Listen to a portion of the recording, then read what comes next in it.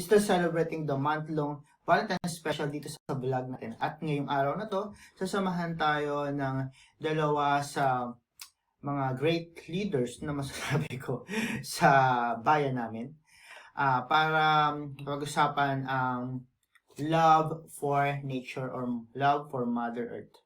Without further ado, welcome sa ating YouTube channel. Welcome sa Random Echo Vlog.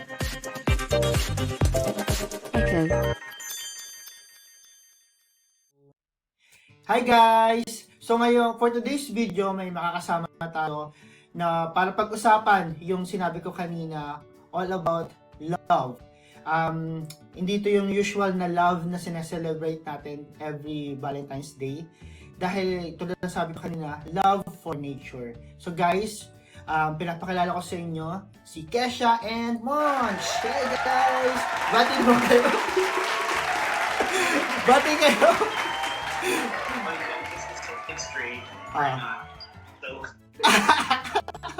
Actually, pang muna, may ano lang, si Monch.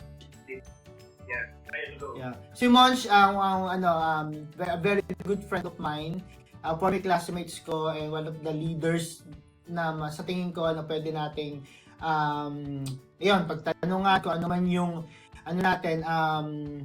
mga bagay-bagay. Alam ko matapang siya, tsaka very inspiring, may sinasabi, nasa tinitingala, 'di ba? Tama? Tinitingala dahil mataas yung bahay nila. And then si Kesha naman, one of the great leaders, youth leaders ng bayan namin, and environmentalists na masasabi. Tama, Kesha? So, yun. So, Monch and Kesha, greet na kayo sa mga nanonood sa atin. Sa mga subscribers. Yeah. The third part. And then, thank you for inviting us. So, ayun lang. Dahil you introduced ko, you mentioned something about love and here. Something straight na kami boyfriends or girlfriends. If I be straight, that Kesha would definitely be someone that I would definitely be, pero we're not straight. It's actually nice that you are doing something na medyo unique for Valentine's Day. Mm-hmm. Actually, yung social media, pero I'm glad that you are opening this kind of topic about a different kind of stuff. Thanks for inviting. Welcome, Kesha. Ayun din, thank you. We appreciate you inviting us in this talk interview. We're excited to share our love for nature with all of your listeners. Bale, nabasa ko kasi sa parang Facebook page nyo, yung 3P, 3C, Pag-asa Pawikan Protection and Conservation Center, na located sa Barangay Pag-asa, Bagak, Bataan. Na merong 1.4 followers na sa Facebook. So guys, konting background lang about Pawikan, Pag-asa Pawikan Protection Center. Pag-asa Pawikan Protection and Conservation Center Corporation, or 3P3C, started in 2020 during the pandemic. Sabi nga ni Tita Ed na ang daming pandemic was a negative thing. Pero sa amin, isa sa mga positive na nangyayari yung pagkaka-establish ng 3P3C. Actually, nag-start yon kasi nung pandemic, ang daming mga taong nagtrabaho. So, yung mga fisher folks natin and yung other community members, wala silang source of income. So, kung ano yung nandiyan sa harap nila, yun yung pagkakakitaan nila, which is dagat. So, nakita nilang siya na yung mga eggs na pawikan ay hanin and then iluto, tapos ibenta. Parang meron silang kita. Pero yun nga, dahil nga hindi tama yun, so naisip ni Kap, Hari Carion, siya yung aming president, aming founder, na magtayo ng hatchery para yung mga eggs na to mas maalagaan. Yep. So ibig sabihin, Monch, baka may dadagdag ka? And so, we are an NGO, so 100% mga kasama namin doon are volunteers and have mga day jobs. And what's actually nice about the organization, we have involved the community. So, ang mga readers namin, they were actually former reporters ng mga Pawikan things. So, what they do now, is, what they did before is they gather the eggs, they sell them, then they eat some they eat. What they're doing now is, sila nagiging bantay ng mga eggs. They tirelessly scour the beaches ng pagkakabayo para mag-gather ng eggs. And then, the eggs are talang sa planted sa hatchery. And then, that's where the eggs are incubated. Once they hatch, nililinis namin yung mga baby pawikans out to the sea. Now, ano ba? Kasi laging sinasabi na, ang dami mga friendships na, kuya mo, hindi nyo na lang alagaan yung mga pawikan kung you're trying to serve them. Might as well, let them grow, alagaan ninyo bago may kawalan para mas better chance of them being eaten by predators. Kaya kasi, what we're trying to do is make it as much as possible closer to what happens in nature. So, ang dinadagdagan lang namin ay yung chance nila na mabuhay, mag-hatch from egg to hatchling. And kapag may mga stranded na mga pawikans, then sinuspender this namin. We work with, we assess and check with DNR if needed, with professional veterinarian if needed, before releasing the pawikans. Yung our fourth season ng Pawikan seasons of 3 BTs. And this coming Friday, you'll be having our Pawikan Fest. Wow! Kaya ba may pa-t-shirt? Yung, meron kayong yung poster, gano'n? Nakita ko. It was actually a contest. T-shirt design contest. Yeah. We have just announced yung winner ng contest last night. And we have opened the contest to residents of Bataan. So, ang winner from Maribel. Maribel. Yeah. Ano yung, paano yung organization? Meron kayong organizational, parang ang tawag doon?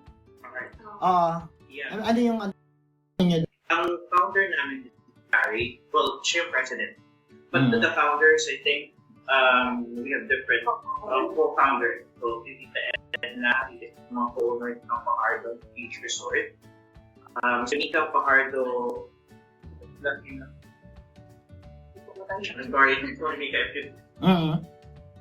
yung pangalan ni Pawikan.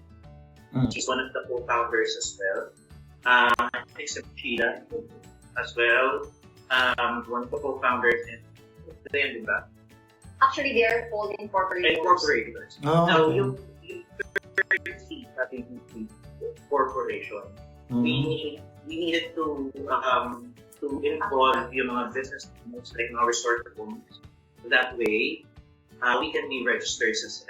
Okay. So, yun pala. and we have us communication ng mga volunteers. Kami yung mga humaharap ko yung mga guests kami bibigyan specials mga to. Kapag may mga business like large groups pupunta Pawikan Center.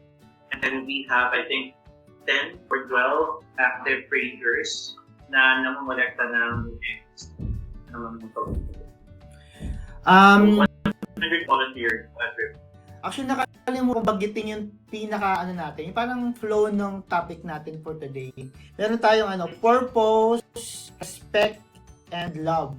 So, under the love for Mother Earth, meron tayong purpose, respect, and love. So, purpose. Personally, Kesha and Monch, bakit personal sa inyo yung ginagawa nyo ngayon? Bakit involved kayo? Bakit ganun na lang yung passion ninyo to do whatever you're doing right now? Kesha? Okay. Something that I always mention whenever we talk with big groups, no? So, the first time that I got introduced to turtles is actually in the form of a breakfast.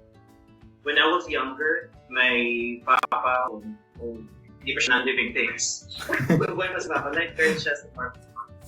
And, ayun, so, kumukuha siya ng mga Pawikan eggs, and then he boils them, and then sinaserve niya at breakfast. para Mm-hmm. So, nung tumanda na ako, I learned that that is illegal. So I thought na on top of adopting nests every season, I think I need to do something to make up for what I did in the past. Kaya kasi, bilang bata, tingin ko naman na normal sa mga bata, kakainin nila whatever food that is served to them, di ba? Pero I just want that the next generations would be more aware of what are the things that should not be done. So, I think kaya ko naman na mag-influence ng mga ibang tao, lalo ng mga kapatid, para mas mapangalagaan yung species. Kesha, bakit personal sa'yo yan? Actually, I consider myself not only as a Pawikan protection and conservation advocate, but as an environmental advocate for the environment. Actually, nag-start yun when I was still a teacher in Lasal. So, natatanda ko umulan yun, may bagyo, walang pasok.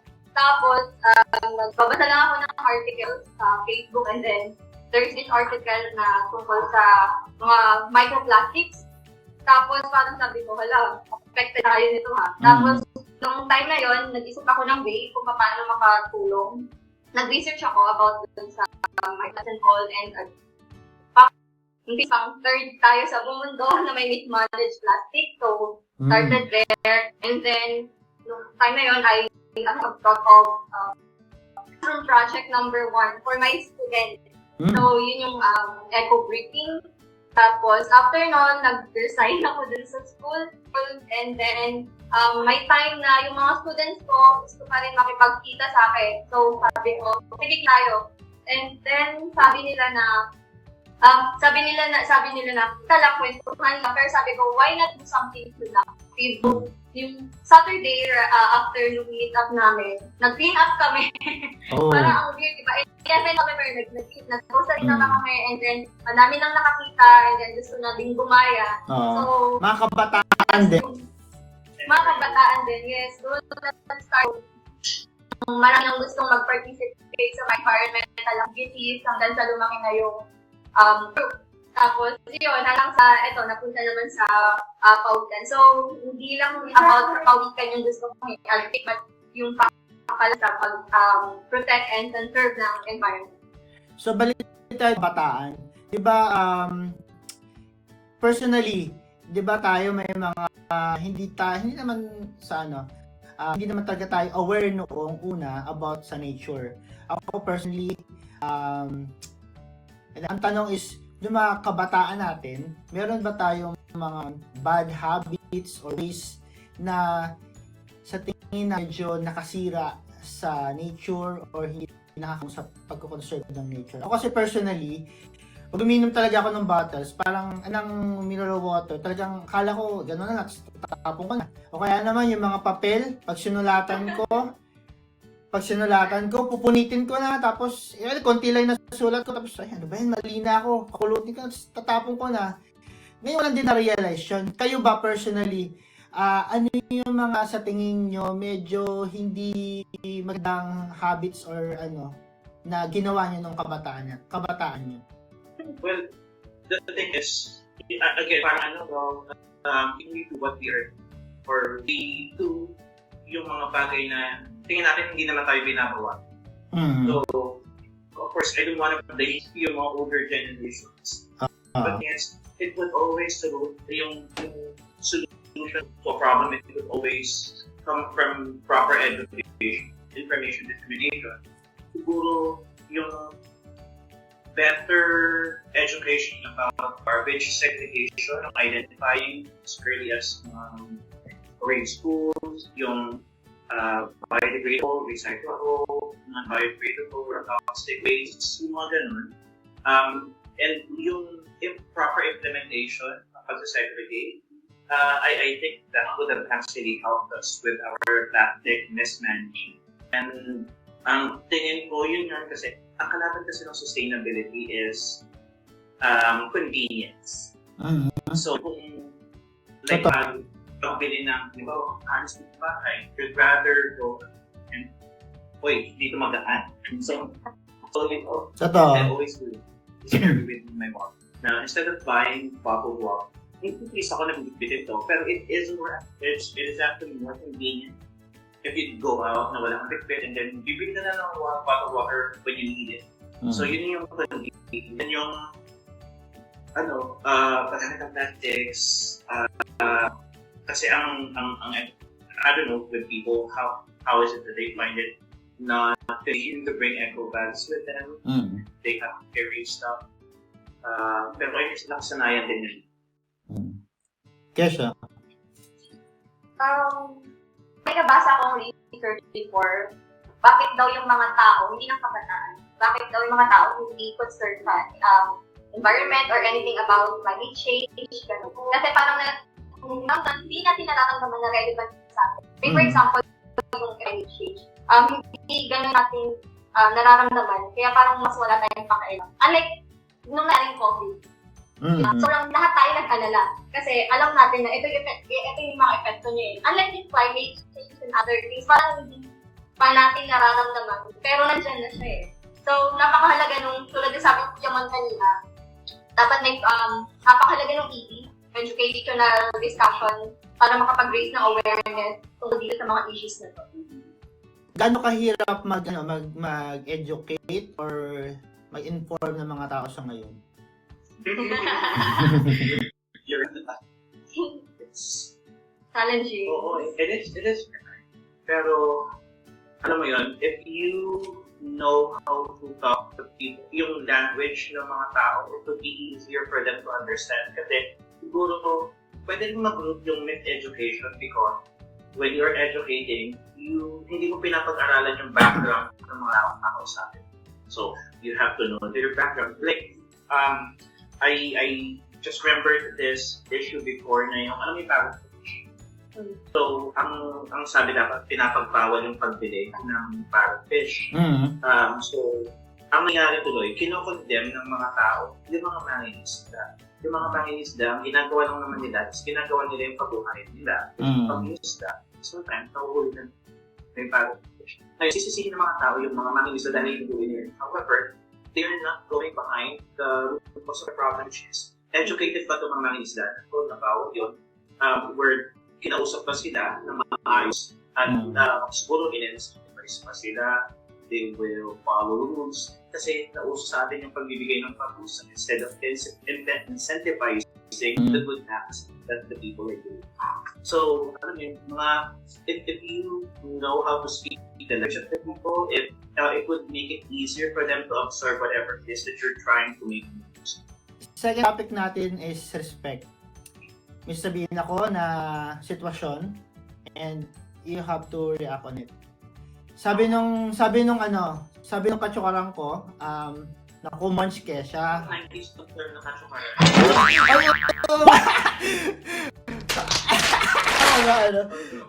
Sige, sabi niya, munch Kesha, mahirap na buhay lang kami. Kahit isang tuka nga lang kami. Ano naman yung pakialam ko dyan? Kailangan, gusto ko nga, magtrabaho para may makain yung pamilya ko. Yung save the mother earth, save the nature, pakialam ko yan. Dapat, payagan nyo na akong magtrabaho.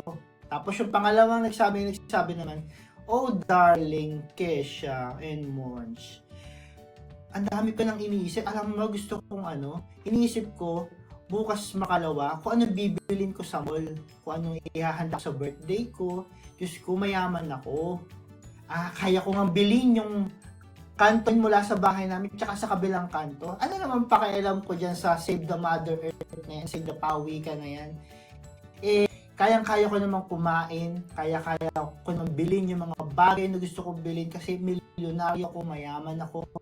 Save the Mother Earth, anong paki ko dyan? Your thoughts? Sabi ko nga kanina, di ba Kuya Jack, tayong mga tao, kapag hindi natin feel na relevant sa atin yung mga nangyayari, wala tayong pakialam. So, as a teacher, okay na make your discussions, yung mga educational discussions na ginagawa natin, na maging relevant maging relevant yun sa mga binibigyan namin ng talk. Sabi ni Kuya Man kanina, mas kilalanin mo yung mga binibigyan mo ng talk, yung audience mo, para mas alam mo kung paano sila bigyan ng lecture, kung paano sila mas maging concerned, paano nila makita na dapat may ginagawa rin ako sa pagprotekta ng environment, no matter what the situation there. Pwede nating hatiin siya. Monch, ano masasabi mo kay Kuya na gusto niya sana mag-focus na lang sa pagtatrabaho sa Well, actually, yung nangyari sa Pawikan, how we started sa Pawikan Conservation is actually a very good example of this. Kasi ginawa ng livelihood ng mga tao. Ngayon, what we did in Pawikan, binigay pa rin ako sa kanila yung dignity na kumikita pa rin sila out of what they're doing. But we made it legal. Kasi ang ginawa namin, benefitize namin sila. However, binigyan pa rin namin sila ng incentives. So technically, kumikita pa sila doon sa ginagawa nilang pag-collect ng eggs. So instead of them selling the eggs to mga ibang poachers, yung mga nakukonsume, may kumakain din, we buy it from them. Kasi pinaghirapan nila yun eh.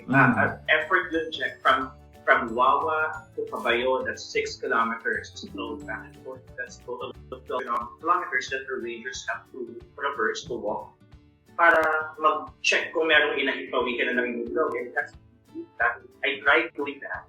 2 nights ako na patrol. Hindi siya madali dahil maginaw and madilim.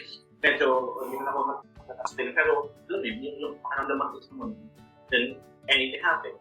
Ngayon, ibinigay pa rin natin sa kanila yung dignidad ng pagkita ng pera. Maging livelihood pa rin nila yun. But it has been done within the rules of the law. So, hindi mo siya i-condemn na mali yung ginawa. And you still give them the chance to retain their dignity dahil nagpo-provide din sila sa pamilya nila. But you make it legal. So, that's what we did. So, yung pagsasabi na mahirap ako, kailangan itong kumita, and hindi ko kailangan gawin. We just need to properly educate that person that we can do something, we can help you. So allow us to educate you on what needs to be done, and we would appreciate if you'd have an open mind to understand what we're trying to teach you. Kasi ang problema sa most of them would automatically block any ideas that are against the ginagawa nila. So again, it's still gonna go back to really knowing the person that you're talking to para mas alam mo kung paano mag-negotiate sa kanila. Hindi handang yung pagkakaroon ng mababang salo ng buhay para hindi ka concerned sa nature or sa environment. Because at the end of the day, kapag nagkaroon namin, hindi siya sa may lahat tayo magiging victim kapag nagkaroon ng elevation ng sea levels. Gawin na lang natin example, halimbawa yung salaman. Sa salaman, meron mga medyo nakakaangat, medyo plastic, ibang plastic, urine. So, lahat sila, matatabunan ng tsunami, hindi sila sasabihin, hindi ko mayaman. So, everyone should do their share of protecting nature. Kaya siya to be specific. Doon sa rich boy, anong pwede mong sabi kay rich boy na ayaw niyang makisali sa usapan about nature? Kay rich boy. Student, sabi ni Kuya Man, di ba? Walang sasantuhin ng mga natural disasters. Kung ano man yung estado ng buhay, lahat tayo apektado dyan. So gusto ko lang din mas bilang point yung tayo ng hatchery. Alam mo ba, Kuya Jack, may mga visitors na kami dyan na from malalaking corporations. So, yung hatchery, yung Pawikan Conservation, ang laki ng tulong niya para mag-raise ng awareness, hindi lang sa Pawikan, kundi sa kung paano natin alagaan yung marine biodiversity natin, kung paano natin magkaroon ng balance sa biodiversity natin. So, may mga bumibisita doon na matataas na tao, parang malalaking organization na magugulat sila, ay, ganito pala yun. Parang doon lang nila malalaman na ganun pala yung nangyayari. So, matatak sa isip nila na, dapat pala, ganito yung gagawin ko. So, yun. And I think if you are privileged enough to have the power, to have the machinery, the machinery, I think it's gonna put a lot of responsibility on your shoulders to do something about what's happening. So it should actually, parang you should see yourself as part of the solution and not the problem. So parang automatically it should be a social responsibility sa tao na ganun dapat yung nararamdaman. Papalit lang din na walang sasagot. So lahat. Next, of your privilege. Next topic natin is about love. Yung love sa nature and yung love mismo. Love. When we define love, may kanya-kanya tayong definition about love. Minsan nga, hindi natin ma-define kasi nga, may iba tayong definition on. Pero kapag tinanong ka na love is love for nature, dapat ba konkreto yung sagot o dapat may maisagot ka doon? Tingin nyo. What love for nature? Hindi ko kasi mabigyan ng exact because we do our own ways. We have our own ways of expressing our love. But the bottom line always goes down to protecting what should be protected. Yes. Yun lang din yun. Or conserving what needs to be conserved. Respecting what needs to be respected. So, we have our own different ways of practicing from ideology. Like, some people would rather meat because they feel that eating meat is something that's sacrilegious. But some others would feel that would display their love of nature by that. So, wala siyang checkbox na kailangan ko. Tama dito ka, para nasabi nature love ka. I was actually, I have been called a hypocrite kasi I was told na, environmentalist ako, pero nag-spoke ng ribs. Alam mo, Ay, ganun ba? I have my own way of making sure that I do my share. But, ayun, I just respect others kung ako man yung ideology. Pero, papalit pa rin sa protect. Kung dapat protektahan, isip ko yung mga dapat. Kesha? Parang maka-highlight din natin dito yung word na balance. Kasi may mga actions naman talaga tayo na, alam mo yun, dapat talaga natin gawin. Pero dapat natin gawin na nakaka-apekto sa environment. Pero dapat may pang-balance tayo doon. Ano yung pwede natin i-counter doon para masabi natin na we're still protecting, preserving, and conserving yung ating environment. So, balance. Balance. Tama ba ako kung sasabihin ko? Kasi pag tinanong ako ng love for nature, ang sasagot ko, dapat meron kang, sa akin na to, may konkreto kang sagot. Kasi, lalo na kapag ka nasa posisyon ka, kapag ka ikaw yung nasa posisyon at tinanong ka kung ano yung mga plano mo, mahal mo ba talaga yung nature, mahal mo ba yung kapaligiran, para sa dapat may sarili kang sagot, may dapat isagot ka sa nagtanong. Kasi, responsibility mo yon bilang nasa posisyon ka, dapat may ano ka, napagaan yung environment, pangalagaan yung nasasakupan mo, kasi in the future, ay para sa future ng mga tao.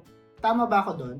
That's actually a good point na dapat there is a concrete platform or plan on what needs to be done. But there are a lot of factors that we need to take into consideration. Lahat pa ng stakeholders mag-benefit.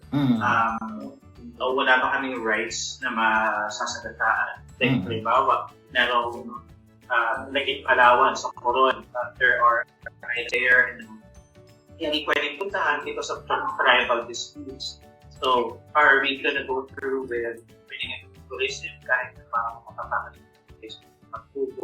So, yung plano natin would always be take into consideration a lot of factors. Kaya actually mahirap magkaroon ng list of checkboxes na kailangan mo i-tick. Pero, babalik pa rin siya doon sa prinsipyo mo. Ano ba yung alam mo na dapat protektahan? Ang prinsipyo mo ba ay mabaluktot in case na matapalan ka na ng pera? Or andito na ba yung pamanindigan mo ba yung stand mo about protecting forest kahit na mailagay sa danger yung buhay mo and ng pamilya?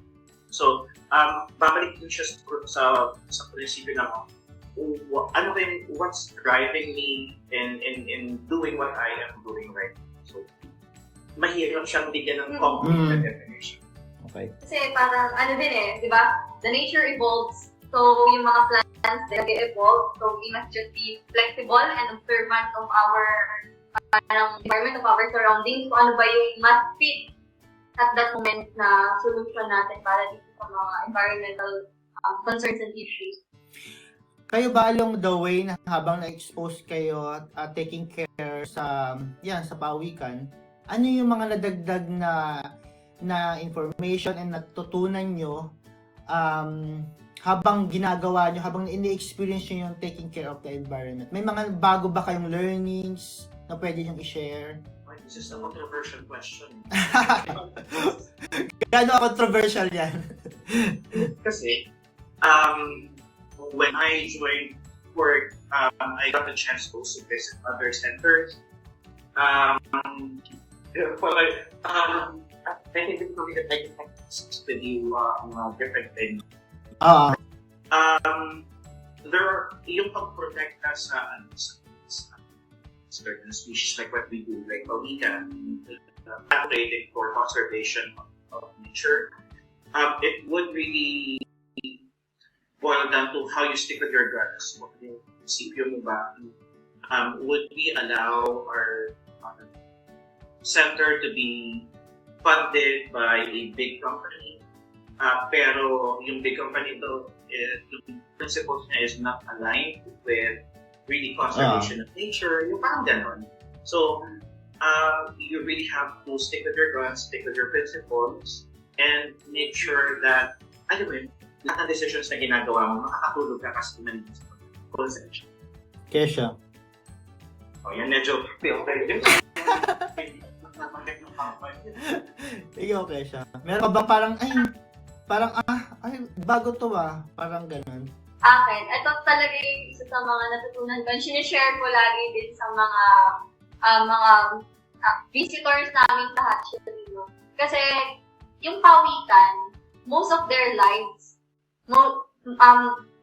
halos lahat ng oras nila, ng life cycle nila, nasa dagat kasi. So what we're doing is just protecting yung mga eggs, yung mga hatchlings. Pero after niya, nandun na yung dagat. Balita yan, female. So, nandun yung point na maiisip mo, yung mga itlog lang ba dapat iprotektahan natin? Yung shoreline lang ba kung saan sila yung itlog dapat protektahan natin? So, maiisip mo hindi Kasi most of the time nasa dagat sila. So, hindi ka lang dapat na-protect yung single na, yun lang. Dapat mas malawak yung paprotektahan. Dapat protectin yung ating entire kalikasan. Holistic approach. Yes. So, protecting the eggs.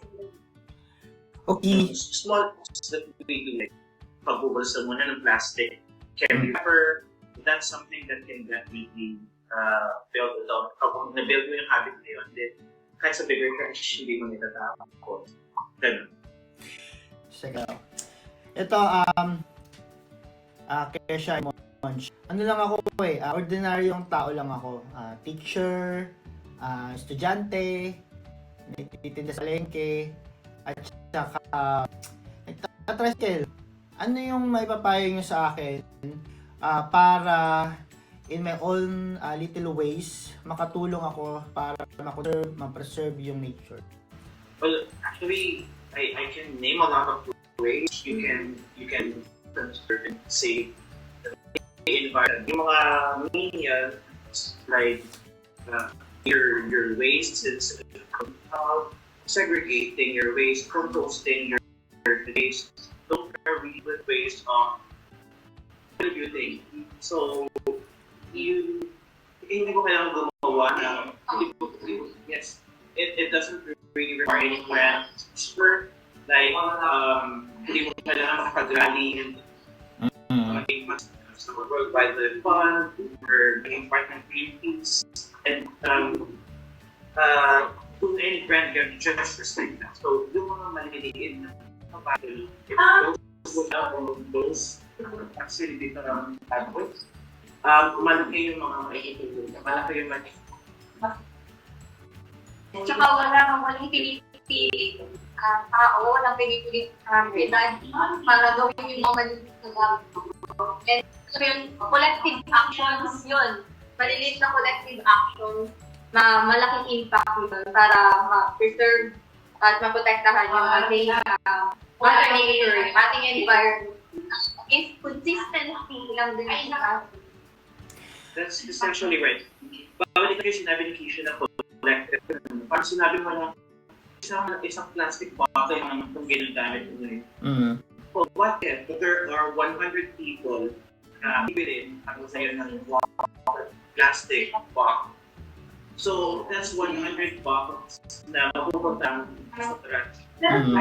Understanding that it would take about 100 years for a certain plastic to disintegrate. Kung siya nawawala ang nagiging microplastics to, nag-digest ng mga fish, ng mga fruits. So if it stays there, it's really there for our use. Understanding that a simple action, throwing trash, being aware of how their simple action would affect, it would definitely contribute a lot. Gano'n ka-importante na sa murang kabataan pa lang, sa mga kabataan, mai-educate natin sila about preserving nature at this moment. Alam mo Kuya Jack, yung mga grade school students, di ba nga sabing elementary school years mo, yun yung foundation ng mga habits mo, ng mga values and principles mo. So, kung bata ka pa lang, alam mo na kung paano makakatulong para yung ating environment para i-preserve kung anong meron pa tayo. So, ayun. So, malaking tulong yun na bata ka lang na lagay nyo sa utak mo kung ano yung gawin, kung ano yung mga tamang values and principles ang meron ka para sa protection and conservation ng ating environment. Totally agree. Last two questions. What is the better way to celebrate Valentine's season with or by saving nature? So, Hindi naman ating program. actually, sinabi ko rin to nung prior to the season, no, kapag meron kami mga guests. The best way to actually, the best gift that one can give is something that will not eventually end up in trash. Kasi yung about things na nakakatawa ko ng gifts, eventually masisira. Gano'n kayo ka-sentimental na ikikigan, nagiging basura yan eh. Alam mo yan, yung bigyan ka ng chocolates, yung plastic wrapper nun will remain napakatagal sa earth. It's gonna cause pollution. So, one way that you can express your love is by caring advocacy of saving the environment and gifting a nest of Pawikan. So, gusto ko lang i-inject yung adult program that we have here. Okay. So, we are an NGO, so we don't get funding from the local government. Now, but we incentivize our rangers. So, we give them money whenever they collect things sa beaches. Okay. Now, ngayon, paano namin kami kukuha ng ibibigay namin pera sa rangers? So, what we do is, we have a program, we call it Adoptees Program.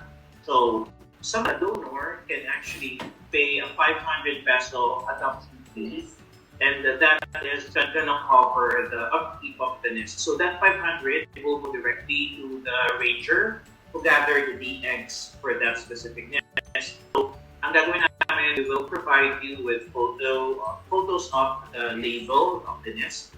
We will also send you a certificate, and then we will also provide you with photos and videos of the release of the hatchlings. Or, halimbawa ikaw, check, available ka, join us kapag nirelease na yung mga hatch to the sea.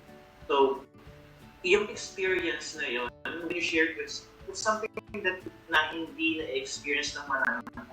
So, I guess that can be a very meaningful way of showing your love to someone by showing that you can also love nature and sharing the same advocacy and cause with that person. Kasi pwede ba kaming mga numbers o kaya sino yung pwede namin i-reach out lalo na ngayong Valentine's season, kung pwede kami mag-donate or meron ba kami pwedeng tawagan or i-message sa Facebook? Yes, Kuya Jack. We have a Facebook page. It's called Pag-asa, Pawikan, Protection, and Conservation Center. So, saan ba yun? You can message us doon, and we also have an Instagram account. Username namin is Pag-asa Pawikan. So, it's either Harry or me who will reply to the messages. So, yeah. Here's our page po.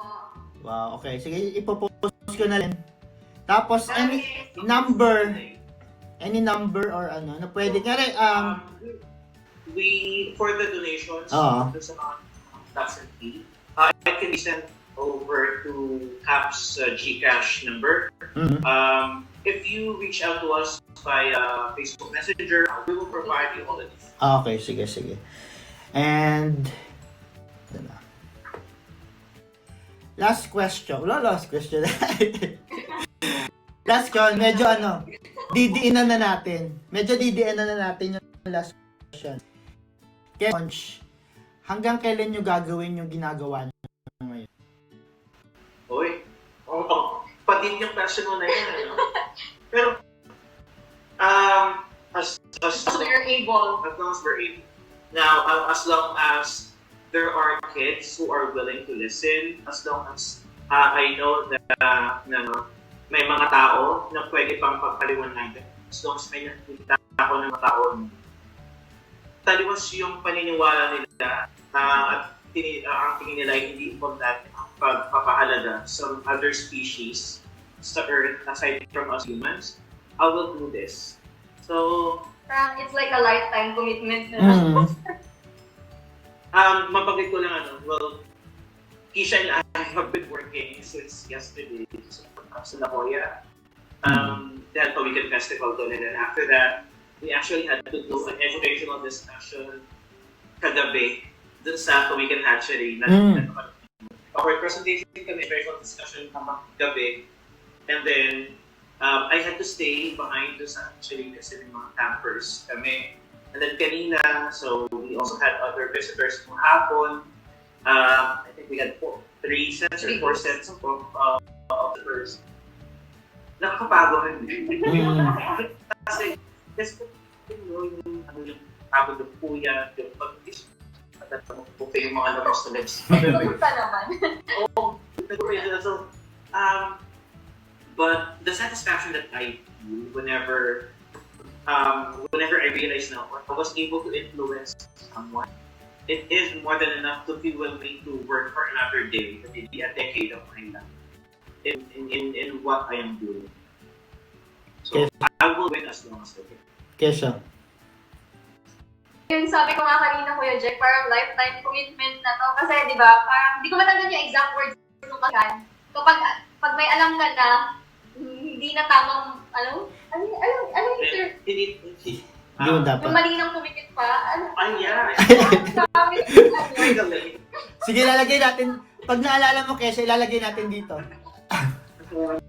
Kumikit pa kapag nadilat ka na. Something like that.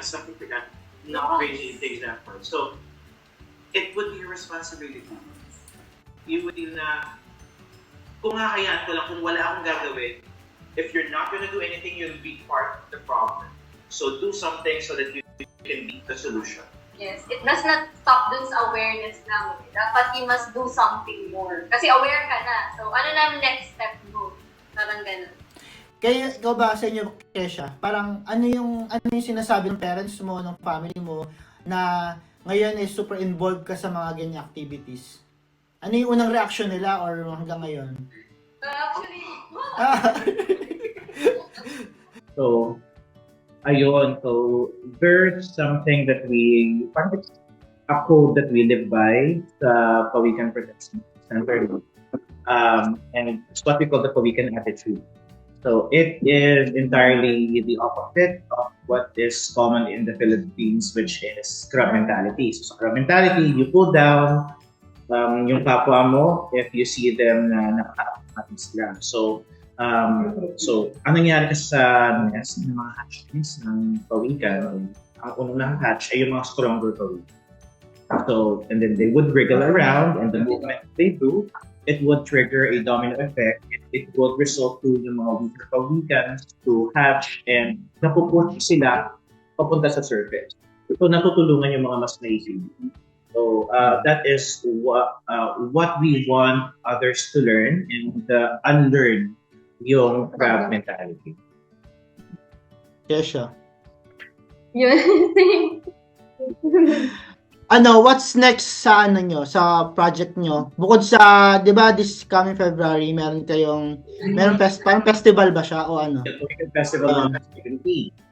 Now, the thing is, after that, we are expecting na medyo mas magda-die down yung pag-akit ng mga Pawikans to lay their eggs. So, it would be our time to also rest and recuperate and prepare for another Pawikan season. When it's gonna start? September. Sometimes as early as August, actually maybe June, may ganyan. So, just an update. We have partnered with a company in Batangas, and they have actually donated sa center. Kaya nakapaglagay kami ng extension actually. So thank you, Zama. And we are still looking for partners who can actually help us with other projects that we have. Kasi gusto namin i-improve yung facilities. Gusto namin, of course, we'd like to at least be really presentable for visitors kapag pupunta sila. And we'd love to give them the best experience whenever they visit the hatchery. So hopefully we'd actually have more rangers and volunteers to help us. We're looking for, like-minded people with the same principles and dedication, compassion, and commitment and responsibilities. That's the CPR that we also live by. Commitment, passion, and responsibility. Ito yung hinahanap namin sa rangers, volunteers na gustong tumama, maging part.